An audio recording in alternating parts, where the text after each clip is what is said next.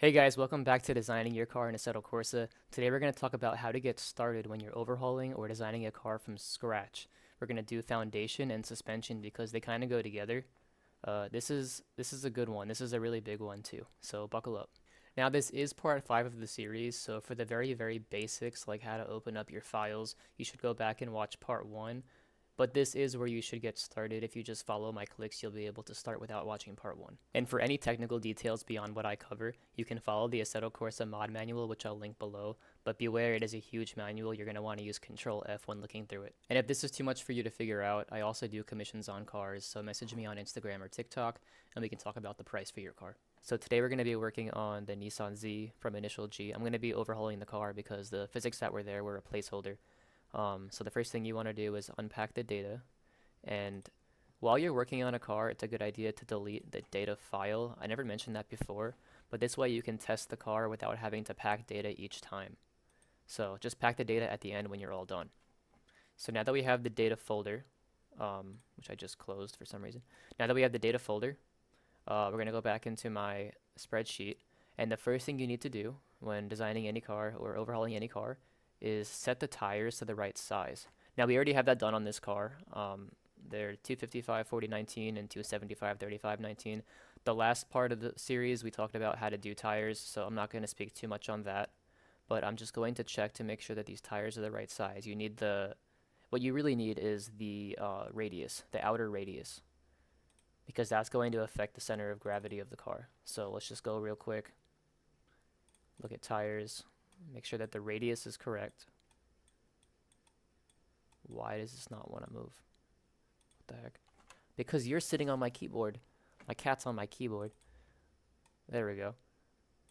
Okay, so let's make sure that the radius 343.5 in the front, and in the rear we have 333.7, 337.5. Okay, so we're all good on tires. Now the next thing that you need to do is calculate the center of gravity height of the car. First you need to actually have the center of gravity height, which is, for this car, it's 0.48 meters above the ground. It's the same as the 370Z that we have, so I'm just bringing this number over. But even though the CG height is the same, the base Ys that we're going to be using, which is how you start the suspension file of this car, are not going to be the same because we have different tire sizes. So let's open up the data folder and go to the suspension folder right here, suspension file. Okay, so the suspension file, this should be version 4. Always make suspension version 4. Has these base Y values. It's the first line almost in the front and the rear.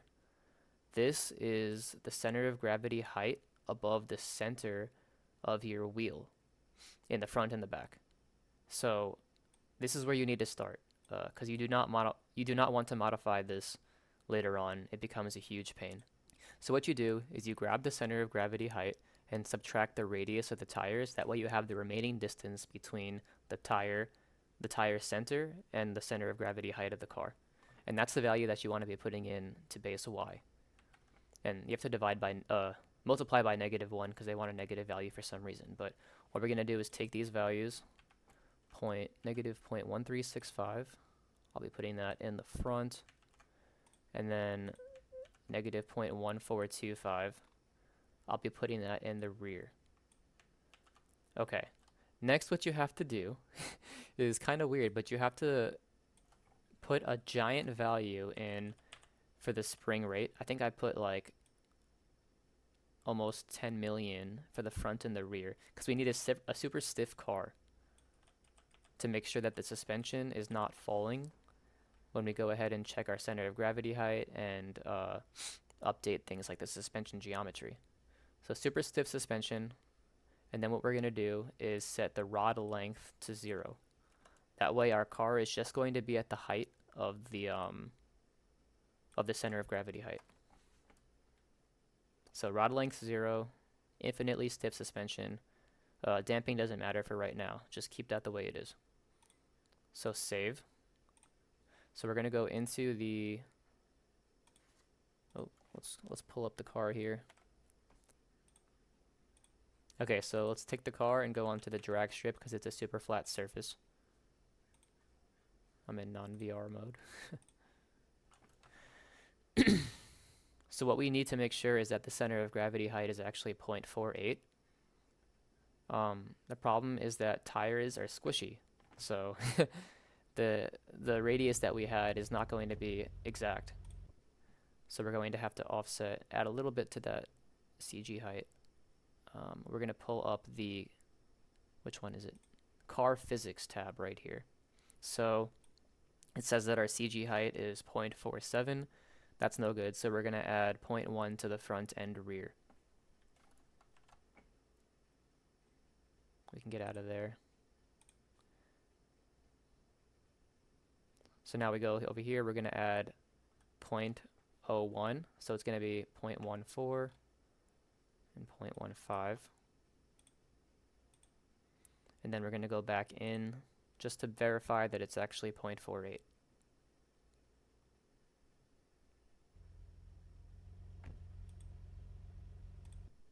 And yep, we get 0.48. So now the center of gravity height of our car is perfect. We're good to go. Okay, so the next thing you have to do is calculate the car's weight and weight distribution. So when you find the curb weight of a car, that's usually with a full tank of gas. What we have to do is plug that into a little formula to find out the total weight of the car with no fuel, but with a driver. So subtract the weight of the full fuel tank. You have to find out how big the fuel tank is first, and then add the weight of the driver, which is usually 75 kilograms. So you can see we get from 1603 kilograms up to 1633 kilograms. Now for the weight distribution of the car, the number that you usually get is with a full tank of gas. So you need to offset that number to have with an empty tank. It's usually going to bring the weight distribution more forward if the gas tank is in the rear. Now, you're going to kind of have to estimate a little bit, like maybe if the fuel tank is mostly in the back of the car, maybe like 1/5 of the way forward from the rear wheels, take 80% of the weight off of the rear wheels and then recalculate the weight distribution. So Nissan claims 0.564 for the Z with a full tank, and we ended up getting to 0.577. Here's my little formula here if you want to check it out. But yeah, without a full tank of gas, we get to 0.577. Assetto Corsa wants an empty tank of gas in their weight distribution because they add in the weight of gas dynamically while you're driving. So now what we need to do is put that number into Assetto Corsa. The weight distribution we put in the suspension tab. So we're going to have 0.5577. So now for the weight itself, we have to put that in the car INI file. So yeah, we had it a little bit wrong before. It's going to be 1633. I don't think you can put decimals, so we're just going to round 1633. So now we have weight distribution, weight, and center of gravity height. Next, what you want to do is open up CM Showroom so we can look at the car. We're going to have to offset the graphics of the car. So right now, let's pull up a nice white showroom. Okay, that works. And what we're going to have to do is tell Assetto Corsa to align the car using data. Okay. So you can see some things look kind of off. The body of the car is a little bit forward, and that's because you moved the center of gravity forward. For some reason, Assetto Corsa moves the whole car forward with center of gravity. So what we're going to have to do is offset the graphics of the car. We want to get it to the exact height that the car looks like in person, and have the wheels in the right location. So what we have to do is pull up the car INI file again. Okay, we're going to go down to basic and graphics offset. So X is side to side. You shouldn't have to mess with X offset. Y is up and down. So, if I put that to -0.5 and hit save, we can see this real time. The car moves down. We want to get this to the exact height that it should be. So I think 0.435 was kind of close. And Z is front to back. So let's mess with Z for now. What I like to do is go back and forth between a picture of the real car and custom showroom so we can just see how things compare. Oh, one thing I forgot to mention is that you also probably want to set the wheelbase and the track widths in the suspension file. Those are just values that you're going to find on Google, but they should both be in meters. So wheelbase up here, and then track width in the front and rear is track. Um, so you want to set those right, otherwise the wheels are going to be weird distances apart inside the custom showroom. Okay, I got the front to back Z direction offset correct. It looks like the car model might be slightly too big because the front wheels are a little bit too far the back and the rear wheels are a little bit too far forward, but I do have the correct wheelbase, so if we want the physics to be correct, we have to just keep it the way it is. If you have a 3D modeler, you can tell them to shrink the size of the car. So now what we have to do is set the height correctly. So we're going to be messing with the Z from the basic graphics offset, and then also the graphics pitch rotation. So I could see right now it looks like the rear is too far down, but the front is too far up. So we have to mess with the graphics offset. I don't know which direction we have to go. Oh, that was correct. Okay. So yeah, just mess with the offset and try to get it to look exactly like the real car. Okay, now I have it looking pretty good, like the real car. You can see here, I ended up with a 0.2 degree roll forward on the offset. Remember, this does not affect the physics of the car at all. This is just getting the car to be in the right spot. Because you do not want to change the height of the car with the rod lengths. The rod lengths in the suspension file here are to account for the change in suspension spring rates. So the reason that we set the spring rates to infinitely stiff is because we didn't want the car to droop at all. We wanted it to be at maximum height with 0 rod length. Next, what we have to do is set up the suspension geometry of the car. And this is probably the most complicated part of this whole thing. What you can do is click on suspension in Content Manager Custom Showroom, and you can see where all the suspension arms are inside of the car. It's always going to be the same in the rear for both and same in the front for both, but these are the arms. The blue is what's considered the tow arm or tie rod, depending on it's the front or rear. But what you have to do is go into the suspension file and modify all these points right here. This is basically like the end point for every single line. And you can change the type of suspension up here, DWB meaning double wishbone. Look in the Assetto Corsa car manual that I'm going to link in the video for more information about different types. Like if it's not double wishbone, it's probably strut, which would just be like, two arms at the bottom and then a strut moving up and down instead of another wishbone at the top. This is very complicated. You can 3D scan your car and try to, plot the points from that, or you can just look at the suspension from a car and try to change all these points to modify. They're all XYZ for every single point. Like for example, here. For example, if we're looking in the front, wishbone top front, that's going to be the front link of the top wishbone. So if I do something like make that 0.2, Z is forward, so it's going to move it forward. Yeah, you can see it just moved that wishbone forward. So luckily for this car, I 3D scanned the suspension from the 370Z, and it's exactly the same in this car. So I'm just going to be copying and pasting the values. You have to do it for the front and the rear. But yeah, this is something you have to set up if you want to. Maybe you don't want to because it's too complicated, but yeah, this is the trickiest part of doing suspension on a car. Okay, so now we have that all set up. You can see it in the custom showroom, and take note also of the camber values and alignment values, and we can update those values in the suspension file here. Static camber right here, and then toe out. So I'm going to go ahead and mess with those values because here's what I want for front and rear camber and toe. Now what we're going to do is input the spring rates that we need to. The car is going to drop because they're no longer infinitely stiff. Then we're going to add rod length, which is like, it's like strut height. We're going to add rod length to bring it back to this same exact height that we were at before. So spring rate in Assetto Corsa is not 100% simple. It's not just finding the spring rate of a car and putting it into the game. What you actually are putting here is wheel rate, even though it says spring rate. So wheel rate is the effectiveness of your spring at the wheel's location. So what you have to do is calculate wheel rate from spring rate using the motion ratio. And there's formulas online for that. You'll have to look it up. Um, but that's how you have to do it. You have to find out the wheel rate of a car, which I have here. I already have this calculated, so I'm just going to go ahead and input those values. And then we have damping, which is a function of spring rate and a function of weight and weight distribution and all that. This is really complicated to try to figure out. You're not going to find values usually from a manufacturer on their damper values. So what I do is I just kind of make interpolated guesses based off of other cars and how manufacturer cars usually are. I developed my own formula for weight to spring rate to weight distribution and all that. So I'm not going to share that with you because that's what I make money from.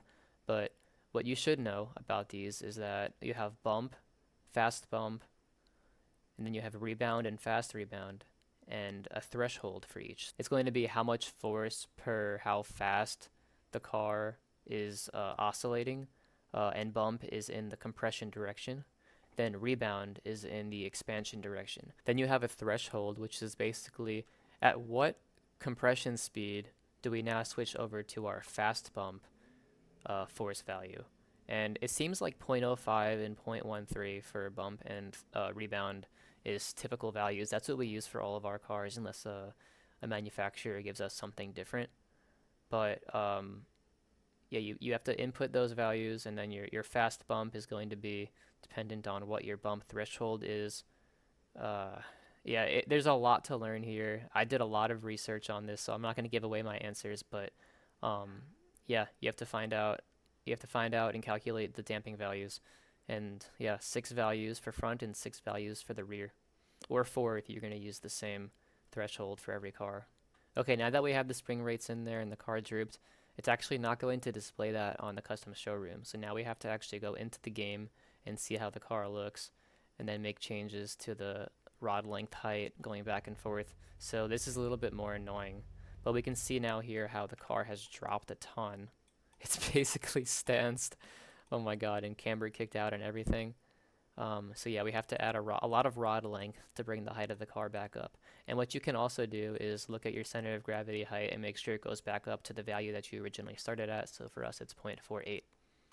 And you can also look at your camber values and check at what they were originally. Make sure they get back to the same exact camber value, because camber is a function of height, right? So if you get back up to the same height, you should be at the same camber. Oh, and also you have to make sure you have the right hub mass in your suspension file. That's the weight that's on the hubs.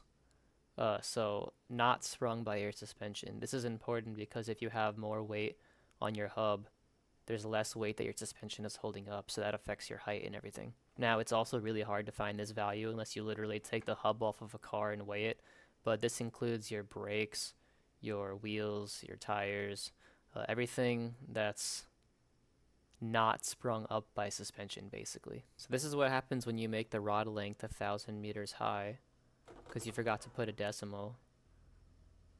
Your steering wheel freaks out and your car gets banished to oblivion. Okay, so the suspension was behaving very weirdly. That's because there's a fix to suspension that you want to insert. It's a line of code right here, you can see. If you want to copy that into your suspension file right underneath the version number. This is a fix to weird double wishbone suspension geometry to get it to actually behave properly. And the Z has weird suspension geometry locations. So without this line of code, it just behaved really weird. But now we're actually all done setting up everything, so I'm going to go into the game and show you guys how to actually test, because it's kind of difficult. Sometimes when you're in the pits, the car floats around. You can see the rear is actually moving right now. There's something about static cars, they just don't always behave properly, so we actually have to test this car dynamically while you're driving. So I press F5 and I look at the side of the car here, then I apply some gas. I want to get it to a constant speed while it's moving, and we can see here the center of gravity height is at that 0.48, exactly what we wanted. And then with the suspensions app right here, these apps I'm pulling up from the side, by the way, the widgets. With the suspensions app, we can see that the alignment is exactly what we had before, just as a double check to make sure that the front to rear ratio of height is correct.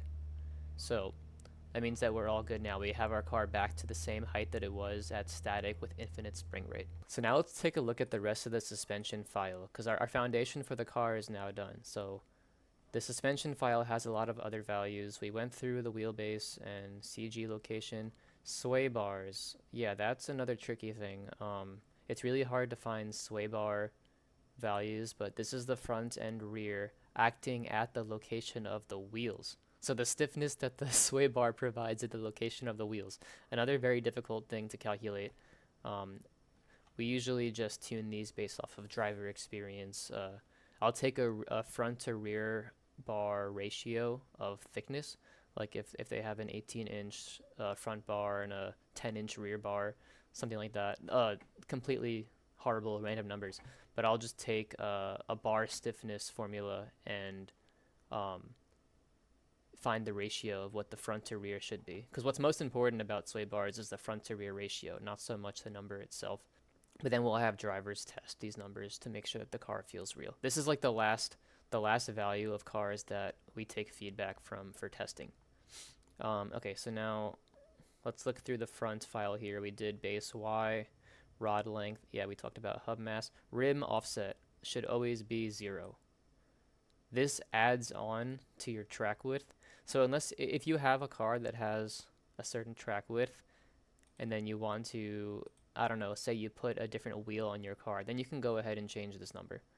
But no, you should keep this value 0 on a stock car.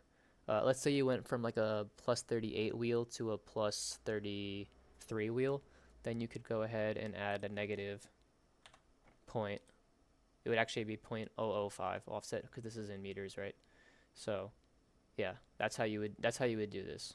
So it'll add double this amount to the track width. But I always set these to 0. We went through, this is all your suspension geometry, camber. Okay, so now progressive spring rate.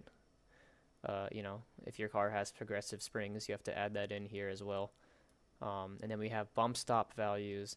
This I'm going to refer you guys to the car manual because there's a lot of very nice diagrams that they'll show you in the Assetto Corsa mod manual. Like if we go to bump stop, I'm sure it'll be in here somewhere. Yeah, they'll show you here. There's a picture that explains what bump stop, packer range, and all that is as a function of your rod length and then your design 0 CG height. And then everything else is the same in the rear. Now at the bottom of this file, we have graphics offset. So let's say that your wheels are not really showing at the right offset. This could be due to the 3D model of the wheel. You have the right track width, but it just doesn't look right. Then you can go ahead and modify these values. You should put the same for wheel and suspension. But let's say that you want to just have it stick out 10 more millimeters, then you go ahead and make it 0.010. You can see negative is to the right and positive is to the left. So in the front left, if you want to go more out, you would make this a positive number. So I actually have these values already for this car to make it look right. But that's it for suspension. We talked about a lot. This is a really, really complicated part of tuning cars. This is actually probably definitely the most complicated part of tuning cars is the suspension. And in my opinion, especially the suspension geometry. Another thing is when you tune the suspension geometry in the front, your steering links will affect the car's turning linear ratio. So when you go to the car.ini file, you have the controls section here. You'll have to mess with linear rod ratio, I think it is, maybe the steer ratio. If you mess with the WB car entire steer, because you're changing where the link is for turning your front wheels. But that's it. We have a nice functioning car now. The suspension is all done. We're going to be releasing this car pretty soon with some updates on the initial GE channel. But if this is too much for you guys, let me know and I'll do the car for you. I do charge a fee, but I'm happy to do it. So let me know if you guys have any questions.